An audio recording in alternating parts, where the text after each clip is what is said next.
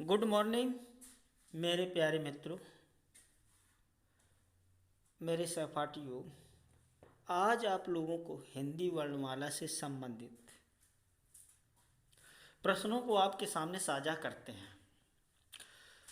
आगामी परीक्षाओं को ध्यान में रखते हुए और जो परीक्षाएं गुजर चुकी हैं उससे बने हुए प्रश्नों को आधार मानकर ये आपकी क्लास है और उम्मीद करता हूँ कि इस क्लास में आपकी जो समस्याएं हैं वो सारी समस्याओं का आज समाधान हो जाएगा। तो चलो ज़्यादा समय ना जाया करते हुए आज अपनी ये क्लास प्रारंभ करते हैं। हिंदी वर्णमाला। हिंदी वर्णमाला। तो पहले प्रश्न ये उठता है कि हिंदी किस लिपि से विकसित हुई है या किस लिपि में लिखी जाती है हिंदी। तो हम कह सकते हैं हिंदी देवनागरी लिपि में लिखी जाती है। अब देवनागरी में लिपि लिखी जाती है तो इसको और आगे अगर हम देखें तो ये प्रश्न आपका बनता है कि देवनागरी लिपि का विकास किस लिपि से हुआ है। देवनागरी लिपि का विकास किस लिपि से हुआ है। तो जब देवनागरी लिपि का विकास किस लिपि से, ये जब प्रश्न उठता है तो उसका उत्तर आता है ब्राह्मी लिपि। क्या उत्तर आता है? ब्राह्मी लिपि। जब ब्राह्मी लिपि की बात आती है तो हम और उसको डीपली जब जाएं तो हम कह सकते हैं कि ब्राह्मी लिपि से दो लिपियों का विकास हुआ। हालांकि आपकी आगामी परीक्षाओं में यही पूछा जाता है प्रश्न कि देवनागरी लिपि किस लिपि से विकसित है, तो आपका विकल्प होगा ब्राह्मी लिपि। यदि ब्राह्मी लिपि अगर ना दिया हो तब क्या करेंगे भाई? इस समय कंपटीशन इतना टिपिकल होता जा रहा है कि हो सकता है कि इस प्रश्न को रखकर ब्राह्मी लिपि अगर नहीं देते हैं तब क्या होगा। तो चलो इसका थोड़ी इसकी चर्चा कर लेते हैं कि ब्राह्मी लिपि है क्या। तो हम कह सकते हैं कि ब्राह्मी लिपि से दो लिपियों का विकास हुआ। ब्राह्मी लिपि दो लिपियों का विकास हुआ और ये ब्राह्मी लिपि कब 4 से 5वीं शताब्दी की पहले की बात कर रहे हैं ब्राह्मी लिपि की। ब्राह्मी लिपि से दो लिपियों का विकास हुआ। नंबर 1 है उत्तर ब्राह्मी लिपि और दूसरा है दक्षिण ब्राह्मी लिपि। तो उत्तर ब्राह्मी लिपि 4 से 5 शताब्दी के लगभग मानी जाती है। कौन सी? उत्तर ब्राह्मी लिपि। अब दक्षिण ब्राह्मी लिपि के 6 पार्ट हुए, इसको हम निगलेक्ट करके, इसको ना चर्चा करके आगे बात करते हैं उत्तर ब्राह्मी लिपि की। तो उत्तर ब्राह्मी लिपि से विकसित हुई गुप्त लिपि। कौन सी? गुप्त लिपि। और गुप्त लिपि की अगर समय सीमा देखें तो 6वीं शताब्दी के लमसम माना जाता है। किसकी? गुप्त लिपि की। देखिए ब्राह्मी लिपि से उत्तर ब्राह्मी और दक्षिणी लिपि, तो और फिर उत्तर ब्राह्मी लिपि से गुप्त लिपि और गुप्त लिपि से कुटिल लिपि का विकास हुआ। किसका? कुटिल लिपि का विकास हुआ।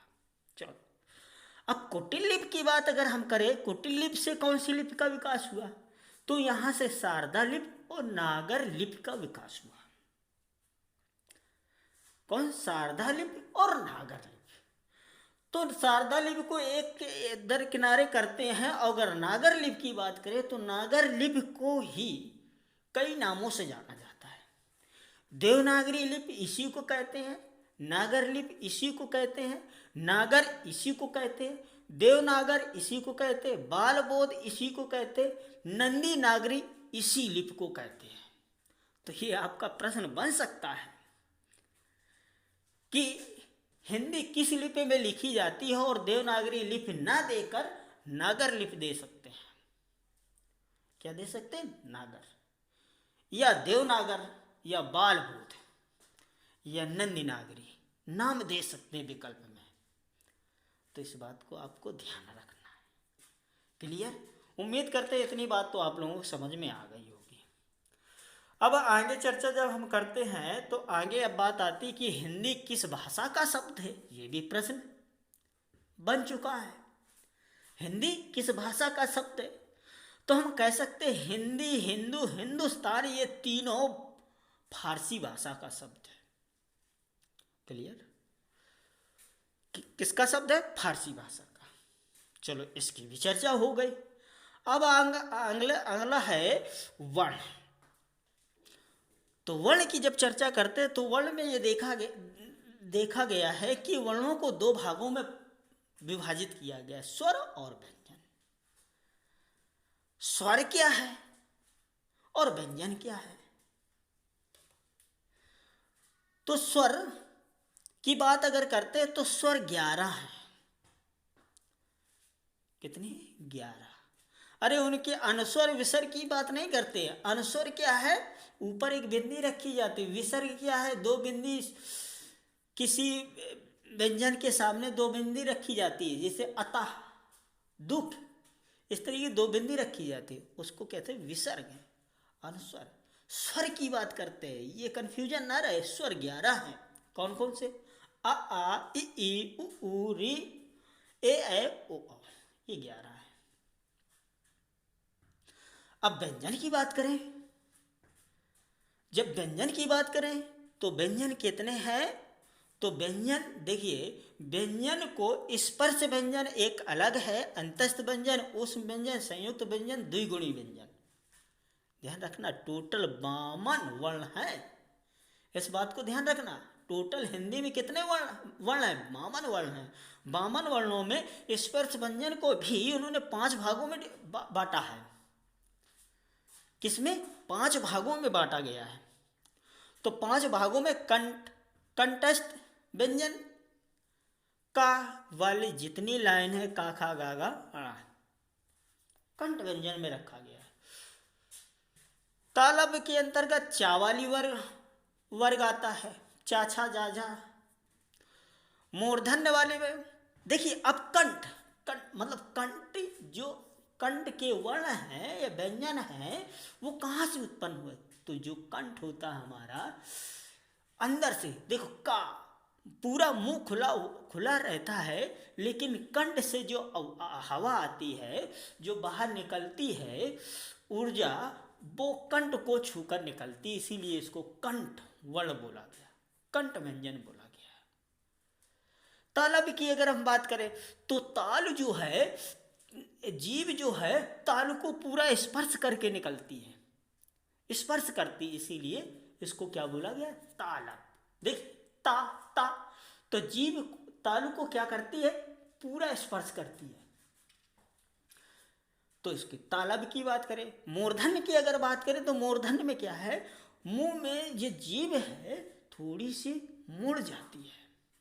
देखिए, टा, थोड़ी आगे वाली जो जीभ का आगे वाला पार्ट है थोड़ा सा हल्का सा मुड़ता है, और किसको टच करता है? तालु को टच करता है, इसीलिए इसको मूर्धन्य बोलते हैं। मूर्धन्य के अंतर्गत टा ठा डा ढा अड़ा।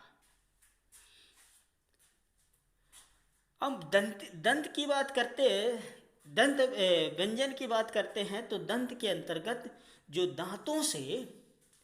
दांतों को जीभ दांतों को स्पर्श करती है, उसको दंत बोलते हैं। तो ता था दा, देखिए, दांतों के सामने जीभ जाती है, और जब तक ये जीभ दांत को टच नहीं करेगी, जब तक ये वर्ण बाहर स्पष्ट रूप से नहीं निकलेंगे। ओष्ठ मतलब ओंठ, ओंठों के माध्यम से जो वर्ण बोले जाते हैं उसको ओष्ठ बोलते हैं। जो ओंठ पा, दोनों ओंठ आपस में जब तक टकराएंगे नहीं, तब तक ये वर्ण स्पष्ट रूप से बाहर नहीं निकलेंगे। इसकी स्पष्ट रूप से आवाज या शब्द का जो रूप है वो नहीं निकलेगा। पा फा बा भा। क्लियर?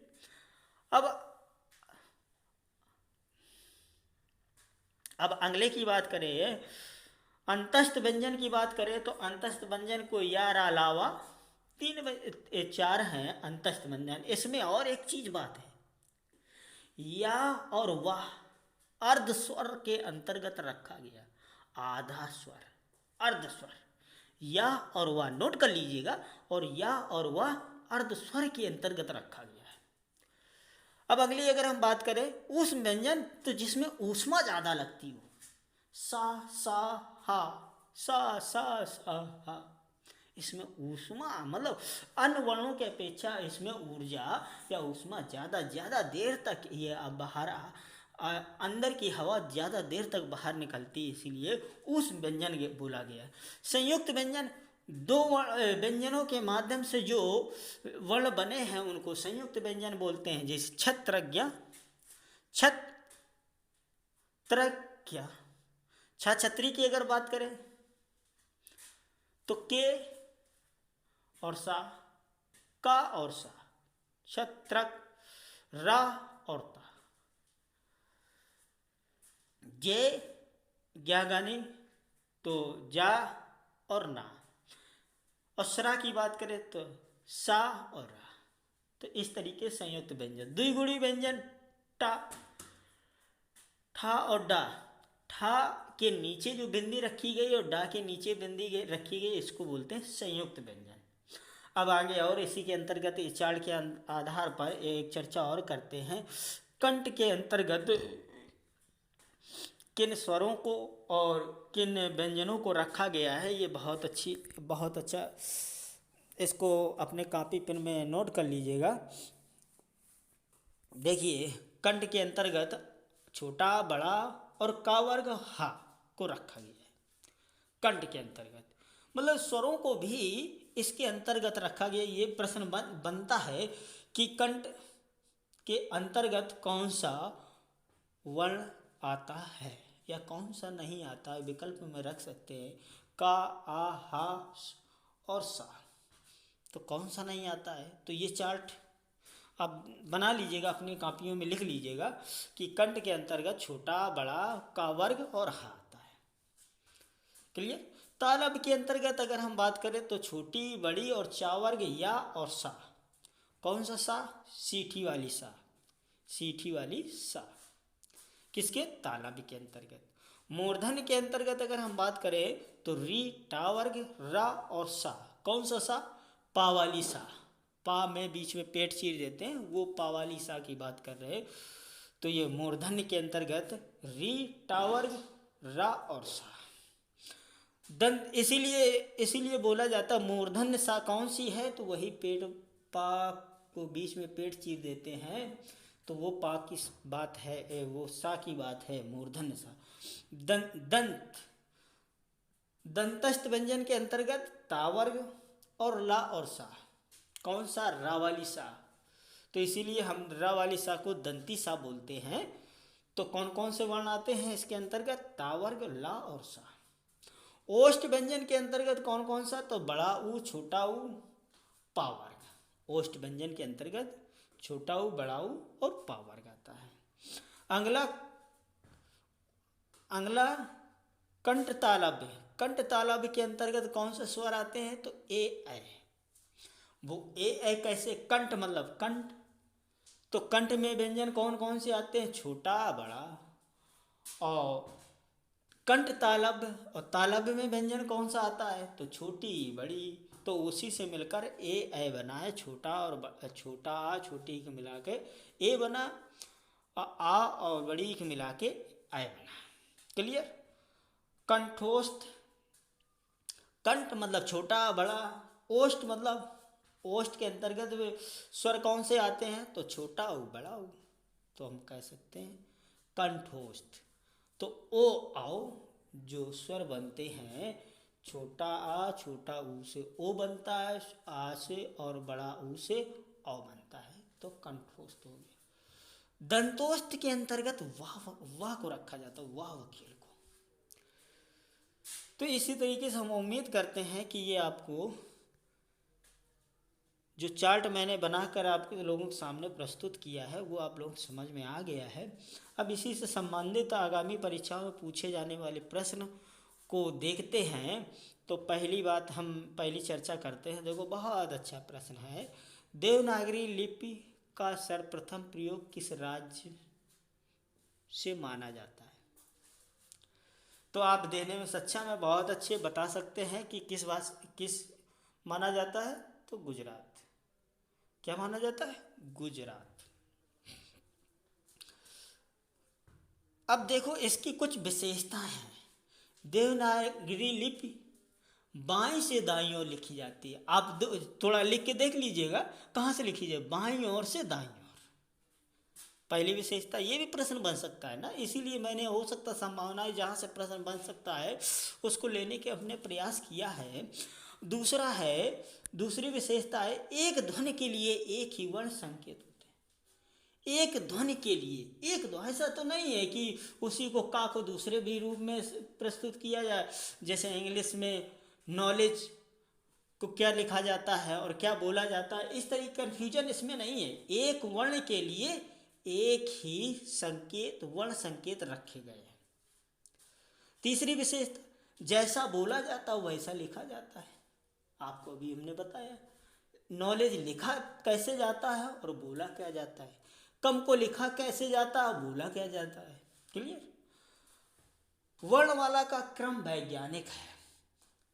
वर्णमाला का जो क्रम है वो क्या है, वैज्ञानिक है। पहले स्वर फिर व्यंजन। क्लियर। पहले स्वर, ऐसा तो नहीं है कि पहले कॉन्सोनेंट फिर वोवेल बीच में, फिर कॉन्सोनेंट फिर वोवेल बीच में, ऐसा नहीं है। जैसा बोला जाता है वैसा लिखा जाता है। क्लियर। अब अगले प्रश्न की बात अगर हम करें, देवनागरी लिपि में कौन सी भाषा देवनागरी लिपि में कौन सी भाषा लिखी जाती है। देवनागरी लिपि में कौन सी भाषा लिखी जाती है, बहुत अच्छा प्रश्न है। देखना, पहला है मैथिली, दूसरा संस्कृत, तीसरा पाली, चौथा है मराठी और अड़ा है सभी। क्लियर। तो देखो देवनागरी लिपि में ये सारी भाषाएं लिखी जाती है।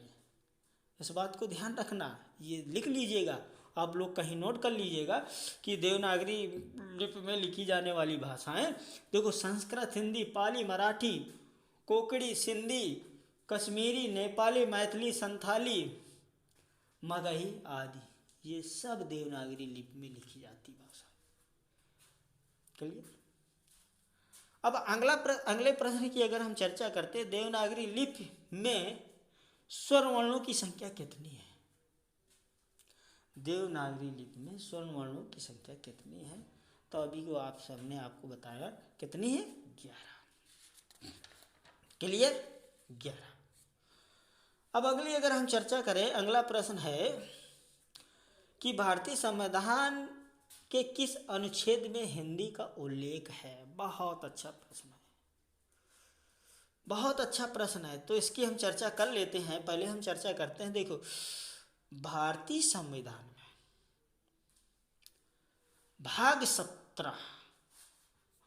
17 अनुच्छेद 343(1) के अंतर्गत 14 सितंबर 1949 को इसको संविधान में राजभाषा का दर्जा मिला और कहा गया कि हिंदी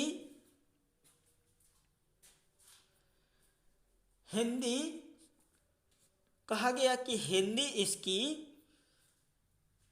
भाषा होगी और इसकी लिपि देवनागरी होगी।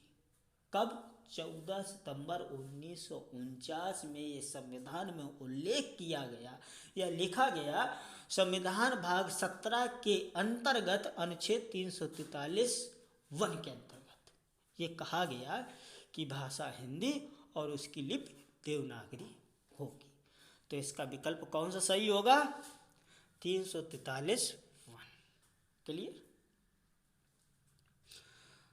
अब अगले प्रश्न की अगर हम चर्चा करें, अगले प्रश्न कौन सा है, तो लिखा है किस लिपि से देवनागरी लिपि का विकास माना जाता है। किस लिपि से देवनागरी लिपि का विकास माना जाता है?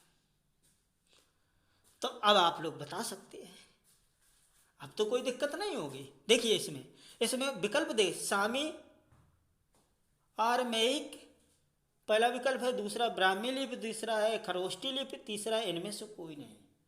तो मैंने आपको बताया है क्या आएगा, ब्राह्मी।